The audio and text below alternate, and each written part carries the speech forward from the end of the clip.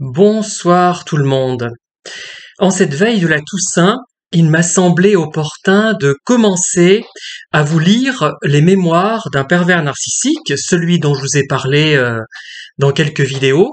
Donc là, j'ai mis un costume spécial Halloween, hein, un petit peu. Enfin, si on peut dire, oui, parce que c'est un décor de château, de ruines en fait, hein. Et je suis quand même malgré tout embêté parce que ce récit va vous donner l'impression que finalement j'ai tout inventé, hein. On a beau se dire euh, que ces pervers, qu'ils soient pervers narcissiques, ces personnes nocives, on va dire, hein, font tout pour cacher à la plupart des gens leur caractère nocif. Malgré tout ça, quand on lit ce qu'ils écrivent, on a beau se dire ça, enfin, se dire qu'ils cachent leur jeu, on est quand même surpris, et moi le premier. Quand j'ai découvert ce document, je me suis dit, bah, il a été écrit par quelqu'un de bien, qui n'est pas pervers, c'est moi qui peut-être ne vais pas bien, et ça me donnait l'impression, je le redis parce que c'est important. Si je le répète, c'est que c'est important. Ce n'est pas du radotage, hein, je le signale. C'est que ça me donnait vraiment l'impression que tout le monde était bien, qu'il aimait plein de gens, du moins. Pas tout le monde, mais il aimait ceux qui méritaient d'être aimés. Et moi, je ne le méritais pas, donc je n'étais pas aimé. Voilà. Ça donnait vraiment cette impression. Mais à l'époque, je ne connaissais absolument pas mon sujet. Et voilà.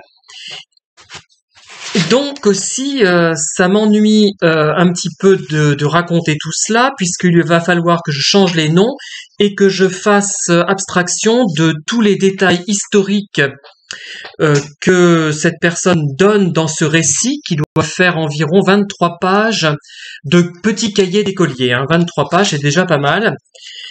Bon, je vais commencer quand même, euh, en espérant que ce que j'ai pu en raconter précédemment ne sera pas remis en doute, remis en question, puisque en lisant ce texte, on peut se dire, ben, c'était quelqu'un de bien finalement. On peut se dire aussi, ben, c'est tout simplement une relation qui n'a pas fonctionné. Mais moi, je ne le vois pas comme ça, puisqu'il y avait vraiment vis-à-vis de moi des remarques vraiment malveillantes et blessantes, une attitude malhonnête.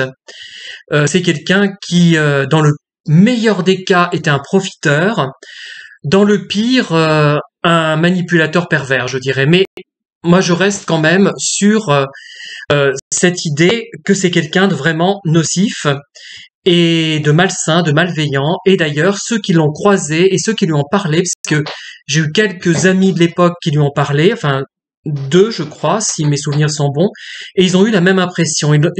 Ils étaient gênés par son sourire, par son expression, ce petit sourire qui ne montrait pas les dents. Bon, évidemment, il n'en avait pas. Vous me direz, il n'en avait plus, mais je pense qu'il les a eus par la suite. Il a dû se refaire faire un appareil ou des implants, je ne sais pas.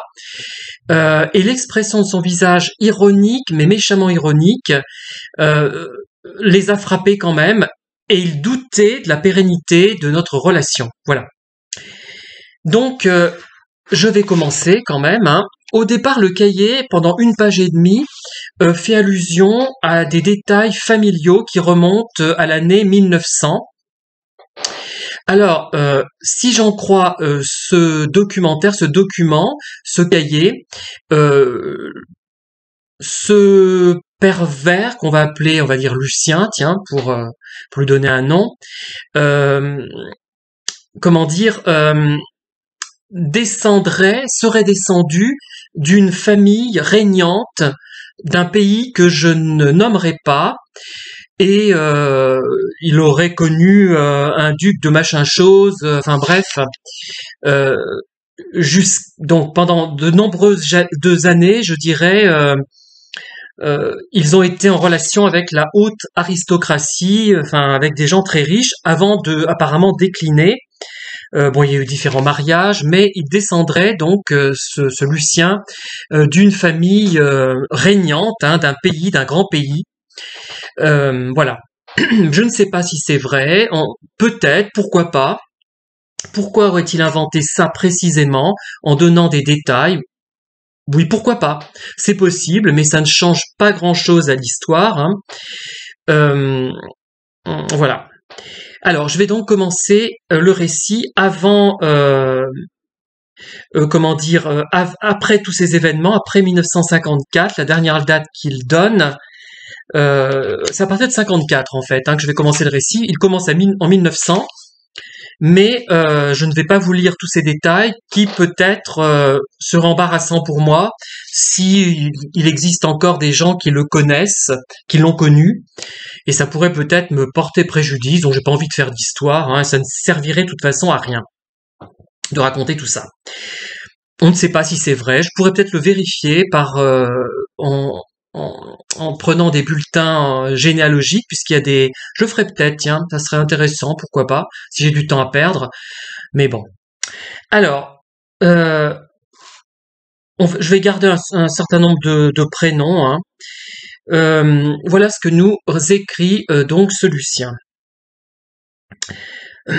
Constant possède un domaine agricole et est propriétaire de plusieurs fermages dans le département numéro tant, dans telle ville, je ne dis pas les villes volontairement, hein.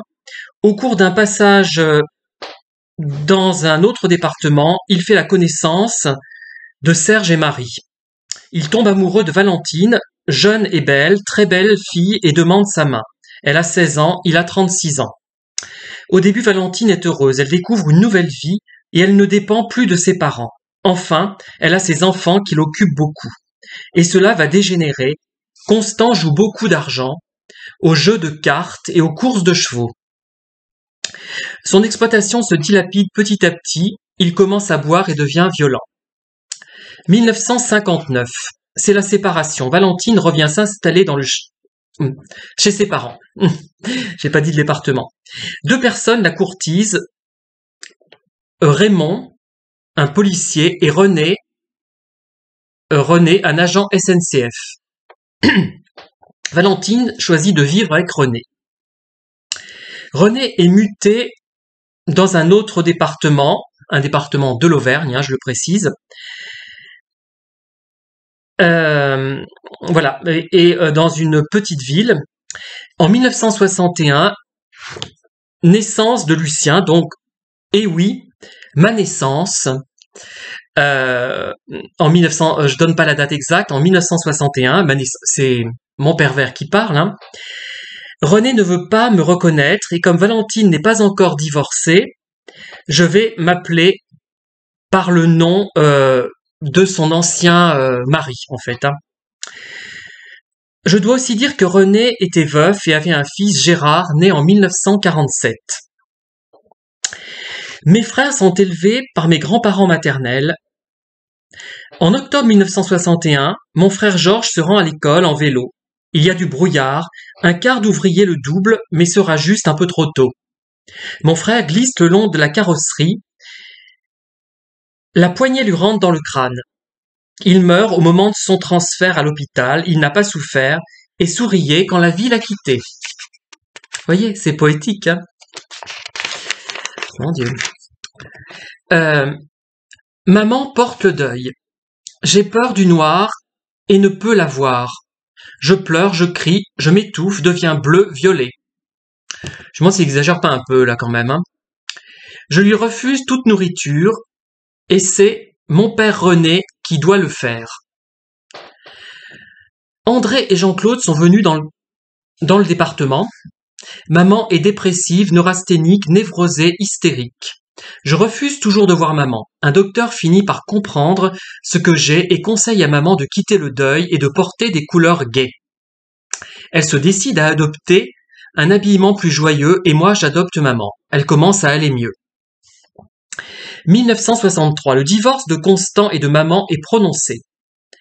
1964, mariage de papa, entre guillemets, et de maman, puisque le père n'a pas voulu reconnaître finalement le fils, je vous le rappelle. 1965, papa trompe maman avec une garde-barrière, première dépression nerveuse de maman et tentative de suicide ratée. Le calme revient. Remarquez, une tentative de suicide, c'est forcément raté, sinon c'est un suicide, hein. Bon, Après tout, il a le droit au pléonasme, hein. On peut être pervers et on a le droit, on a le droit pour autant de dire des inexactitudes, hein. 1966. Papa, entre guillemets, continue de rencontrer d'autres femmes. Voilà, j'en reste là pour cette fois. Euh, je ne sais pas ce que vous pourrez en tirer, si ça a un intérêt ou pas. Bon, si cette vidéo pose problème à certains qui se reconnaissent, on n'en sait rien, ça m'étonnerait, mais on sait jamais, ben je la supprimerai tout simplement. Voilà, merci de m'avoir écouté et à bientôt. N'hésitez pas à me faire part de vos remarques, commentaires, de liker, de disliker, évidemment parce qu'il y en a forcément qui vont pas être contents. Alors, bon. Et de vous abonner et de propager cette vidéo. À bientôt, bonne soirée.